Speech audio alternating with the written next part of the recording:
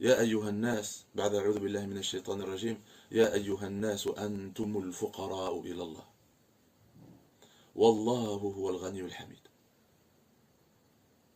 يا أيها الناس, donc Dieu s'adresse à l'humanité. Dieu s'adresse à tous les fils d'Adam, aux gens. Et là, Allah aurait pu dire, pour les arabophones, il aurait pu dire Antum fuqara'u ilallah. Antum fuqara ilallah. Mais il a dit Antum al-fuqara. Ça veut dire quoi? Allah nous donne une information. Et si on aurait dit, si le verset aurait été Antum fuqara, c'est que Dieu nous donne une information que nous ignorions, qu'on ne savait pas. Et là, Dieu nous apprend quelque chose qu'on ignorait. Donc, pour ceux qui comprennent, si Dieu aurait dit Antum fuqara, il est en train de nous donner une information qu'on ignore. Mais Dieu a dit Antumul fuqara'u ilallah. Et je pense que ce verset, sur lequel j'ai médité pour commencer aujourd'hui ce premier appel, je pense qu'il est explicite aujourd'hui, dans la situation que nous traversons. C'est que, on l'a entendu combien de fois, vous êtes dépendant de votre Seigneur. Aux gens, vous êtes dépendant de votre Seigneur. Vous êtes dépendant de Dieu. C'est pas une information qu'on ignorait. Mais elle n'a jamais résonné comme aujourd'hui. Parce que quand on était malade, on dépendait du médecin. Et quand on avait faim, on dépendait des agriculteurs des grandes surfaces. Et quand on avait froid, on dépendait du chauffage. Et dans toutes les situations, on ne dépendait pas de Dieu, forcément, explicitement. Mais Dieu, il nous dit, vous dépendez de moi.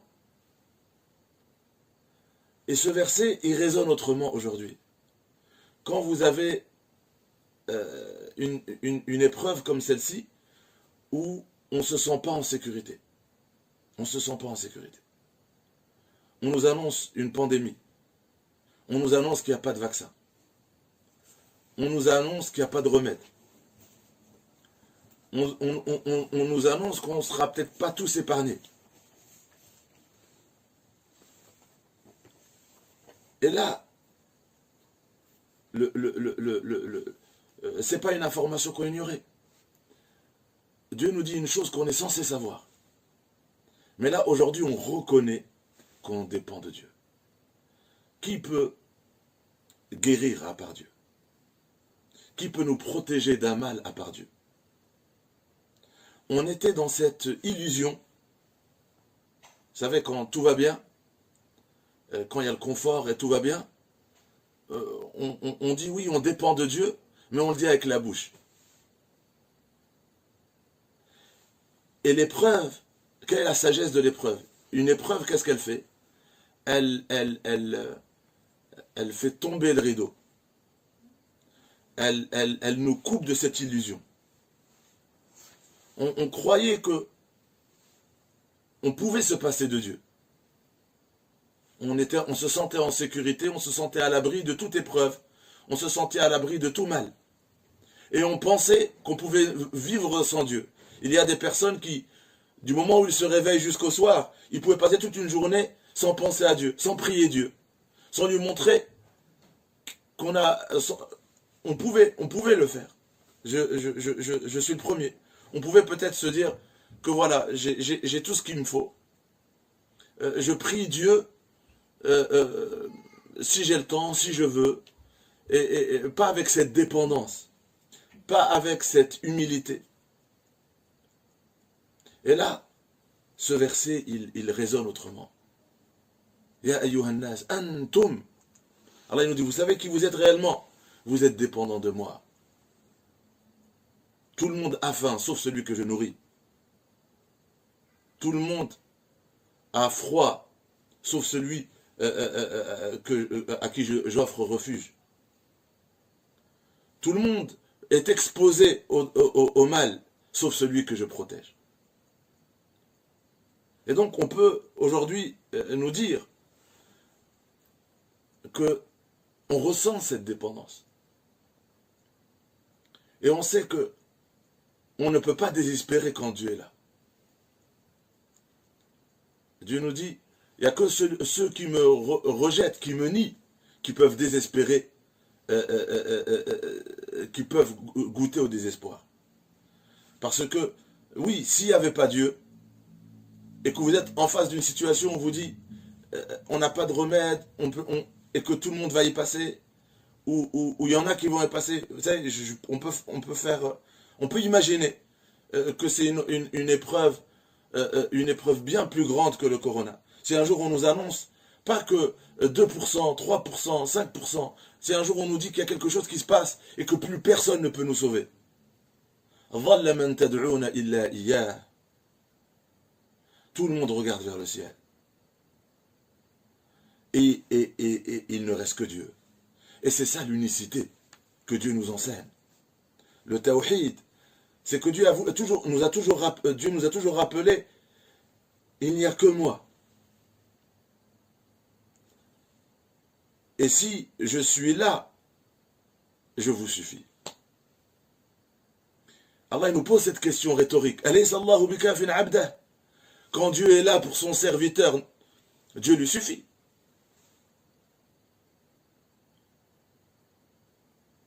Et là on ressent combien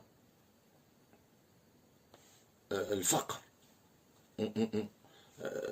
On veut supplier Dieu comme des mendiants. Et on sait que Dieu détient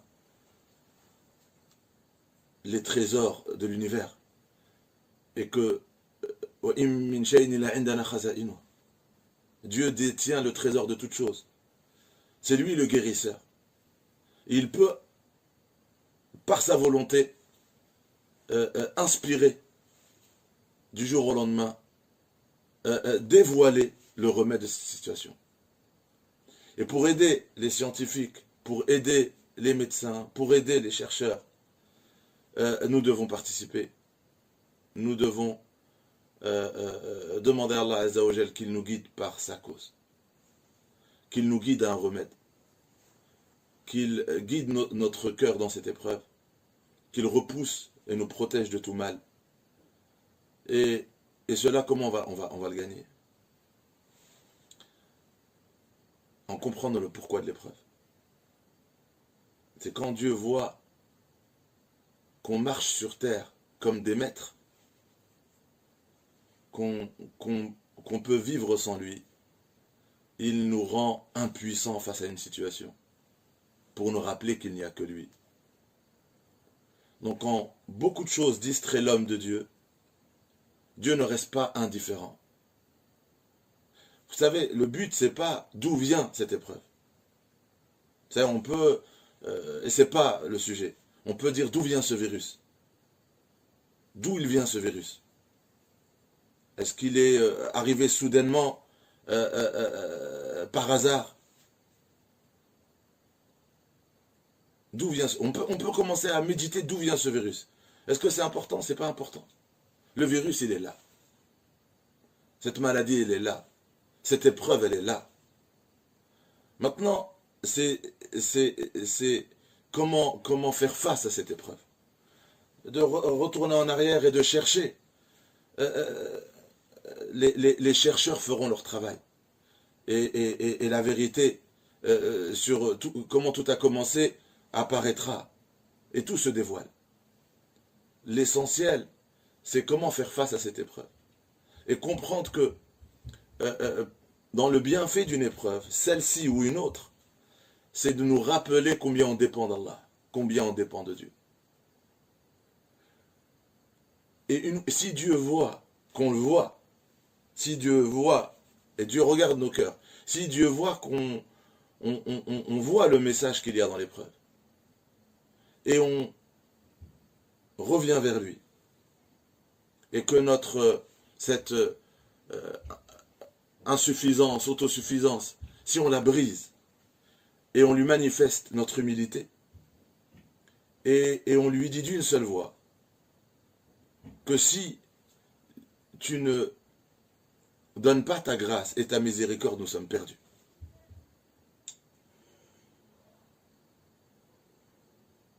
وَلَوْلَا فَضْلُ اللَّهِ عَلَيْكُمْ وَرَحْمَتُهُ لَكُنْتُمْ مِنَ الْخَاسِرِينَ.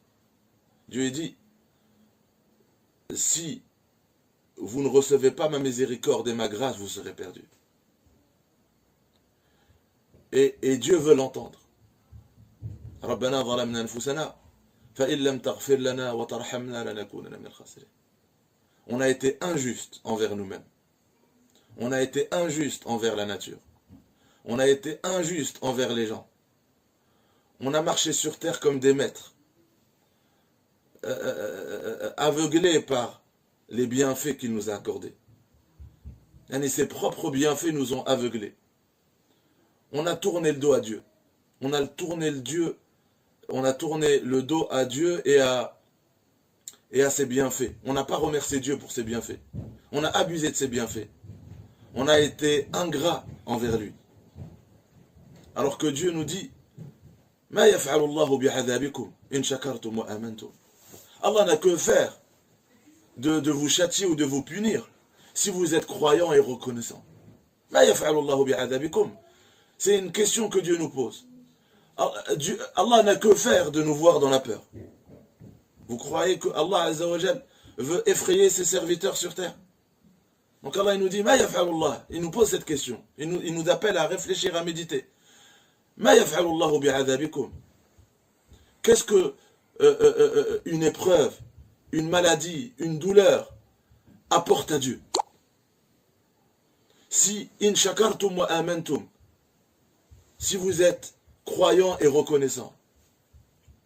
Donc Dieu nous demande de ne pas être ingrat envers ses bienfaits. Et je pense que les hommes sur terre ont abusé des bienfaits de Dieu. La nature est un bienfait, les animaux sont des bienfaits, la planète est un bienfait, le corps humain est un bienfait. Vous savez, là on parle d'un virus. On a commencé à toucher le corps humain. On a commencé à toucher à l'ADN humain. On a commencé à jouer avec le sacré. Et maintenant, quand tout se tourne contre nous, l'humain se trouve impuissant devant quelque chose qui touche l'homme. Et Dieu, des fois, il nous met à l'épreuve pour briser cet orgueil. Pour nous ouvrir les yeux sur notre attitude avec l'environnement, avec le monde. Pour nous ouvrir les yeux sur notre ingratitude et sur notre orgueil. Et nous rappeler combien nous sommes petits. Et combien la vie humaine est sacrée. Et combien cette planète est sacrée. Et il ne demande que d'être reconnaissant envers ses bienfaits. Et d'être juste et bienfaisant. Et nous, on ne peut pas nier qu'on a participé à cette injustice sur terre. On a participé à ce désordre sur terre. On a participé à cette ingratitude. On ne peut pas dire que c'est les non-croyants qui sont plus concernés que les croyants. Ça touche tout le monde. Pourquoi? Parce que personne ne peut avoir l'orgueil de dire qu'il n'a rien à se reprocher. Nous péchons jour et nuit. Kullu bni Adam khata'. C'est le prophète sallallahu alayhi wa sallam qui nous dit tous les fils d'Adam sont des pécheurs, font des erreurs. Mais là, l'espoir il est là. Wa khayrul khata'in at-tawwabun. Mais parmi les êtres humains qui font le mal, c'est quand ils ouvrent les yeux, ils reviennent vers Dieu et demandent pardon. C'est pour ça que Dieu nous dit, Dieu ne cherche pas à nous punir, il veut juste nous ramener vers lui. Il veut nous ouvrir les yeux. Cette épreuve est une miséricorde.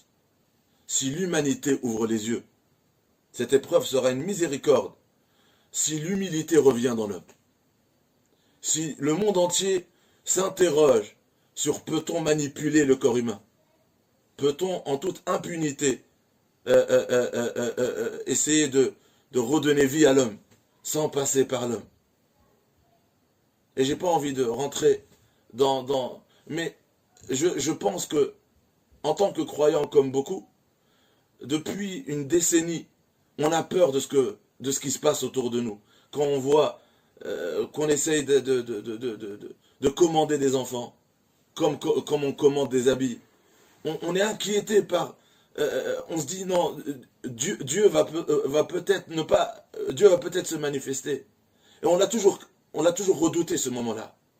Et là, Il n'y a qu'un aveugle qui peut dire que ce qui se passe indépendamment de la volonté de Dieu. Que même Dieu n'avait pas voulu tout cela, et même Dieu est impuissant, et même Dieu est en train de découvrir quelque chose qui sort de sa volonté. Tout est permis par Dieu. Dieu a permis, a vu l'homme, c'est peut-être causé par l'homme, mais Dieu a laissé faire pour que l'homme voie ce qu'il fait de ses propres mains. Et beaucoup paieront le prix. Beaucoup paieront le prix. Parce qu'on est dans la même maison, on est sur le même bateau. Et si quelqu'un fait un trou dans le bateau, tout le monde coule.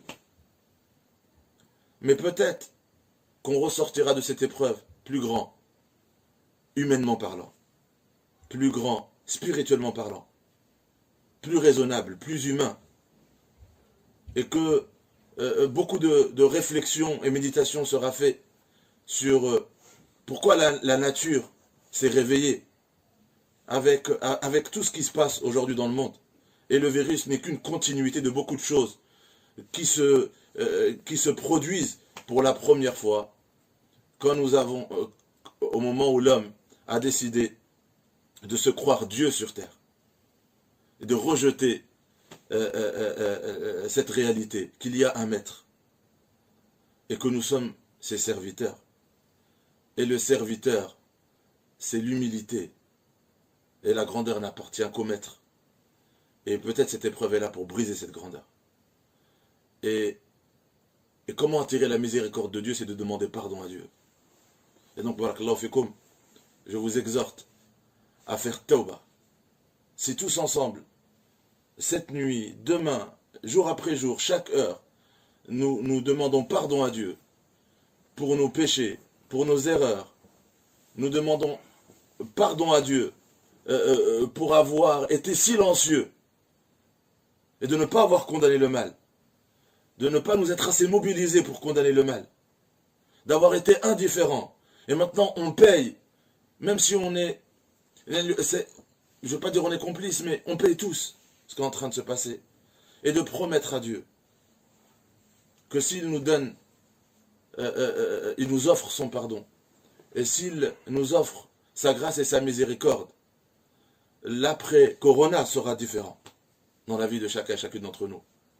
Et si Dieu voit cette promesse sincère par la bénédiction, la baraka de ses promesses et de ses larmes et de se repentir et par cette humilité que tout le monde va manifester, on va repousser le mal du Havre, on va repousser le mal de la France et du monde entier. Ne négligez pas, peut-être un bien-aimé de Dieu parmi nous pourra sauver l'humanité. Et s'il nous regarde en ce moment, on l'invite à être connecté avec nous, et de prier avec nous, et de dire Amin avec nous, et de revenir vers le livre de Dieu, et de revenir vers Dieu, et de prier intimement, et de prier ensemble, pour qu'Allah Azzawajal descende sur nous son pardon, descende sur nous sa grâce et sa miséricorde, et qu'Allah Azzawajal nous regarde avec clémence. C'est les péchés c'est nos péchés qui nous poursuivent. Et il n'y a qu'Allah Azzawajal qui peut nous sauver de la conséquence de nos péchés. Nous avons peur de nos péchés. Nous avons peur de nos erreurs. Nous avons peur de la conséquence de nos péchés. Peut-être le seuil d'injustice sur terre a atteint un summum. À nous d'effacer en demandant pardon. Parce que le pardon efface les erreurs, efface les malheurs, efface les méfaits. Et si Allah nous offre le pardon, elle sera remplacée par sa miséricorde. Et si Allah nous regarde avec sa miséricorde, Allah va dévoiler le remède. Allah va descendre sa grâce sur nous tous. Et demain, on apprendra une bonne nouvelle. Que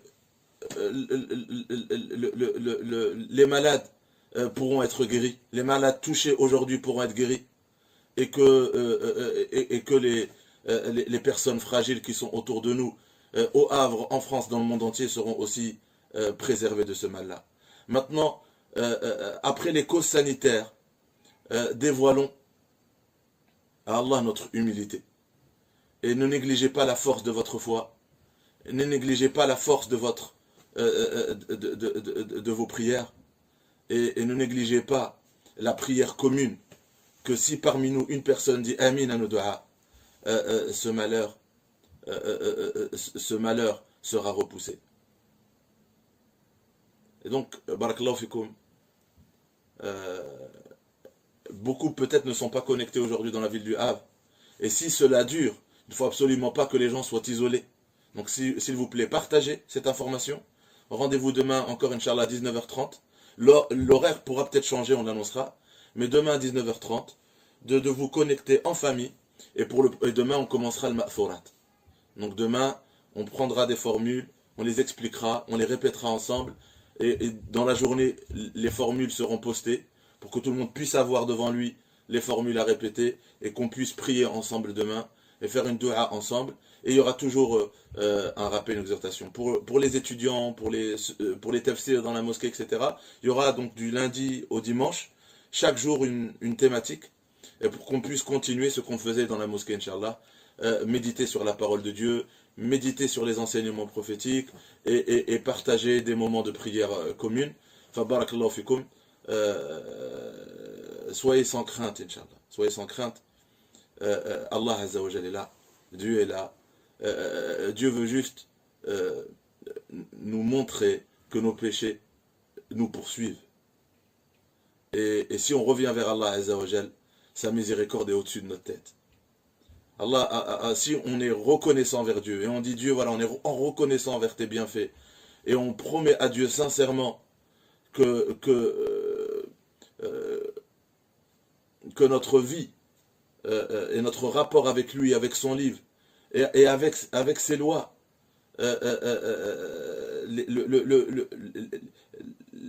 les lois de justice et de bienfaisance, cette voie que Dieu nous demande de suivre, qui est fondée sur l'amour, sur la justice sur terre, sur la bienfaisance, sur le partage, sur la solidarité, sur la fraternité.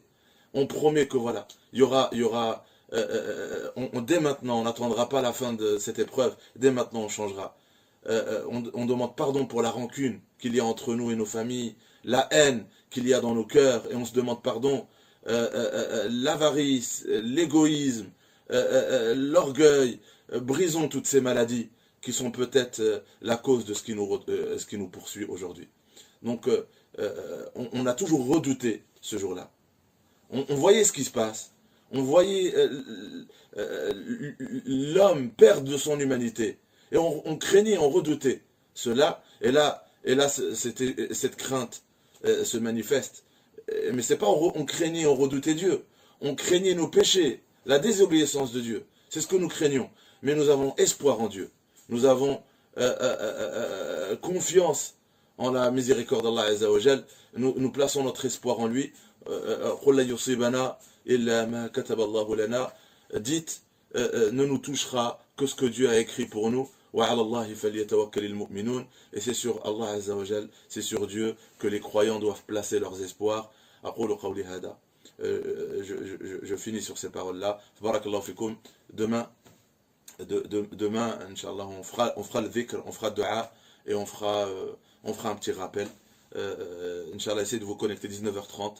Des rencontres, on commencera par ça sera entre 30 et 45 minutes, mais essayez de vous connecter au début pour qu'on puisse faire le dhikr, qu'Allah Azza wa Jal voit que au même moment, dans tous les foyers de France, nous sommes au même moment regroupés, les yeux vers le ciel, le cœur tourné vers Allah Azza wa Jal, vers Dieu, avec beaucoup d'espoir en sa miséricorde, et ayez confiance et la certitude qu'Allah Azza wa Jal nous regardera avec miséricorde. Il nous regardera avec, il ne privera pas ses croyants remplis d'humilité et de crainte et de dua. Il ne les privera pas de sa miséricorde. Allah Azza wa Jal nous dit Du'uni yastajib lakum. Appelez-moi et je répondrai à vos appels. Et le prophète sallallahu alayhi wa sallam a dit et quand vous parlez à Dieu, ayez la certitude que celui qui vous entend répondra à vos demandes. Et je ne doute pas de nos du'as, et que c'est une épreuve qui est une école, qui est une leçon, pour nous rappeler qu'on ne peut pas tourner le dos à Dieu. On ne peut pas tourner le dos à la voie de Dieu. Nous sommes ses serviteurs et le maître. Nous ne pouvons pas rejeter et renier cette réalité-là. Antumul fuqara ilallah. Nous dépendons tous de Dieu. Notre protection, ça dépend de Dieu. Notre subsistance dépend de Dieu. Notre guidée dépend de Dieu. Notre salut, ici sur terre et dans l'au-delà, ne dépend que de lui et de sa miséricorde.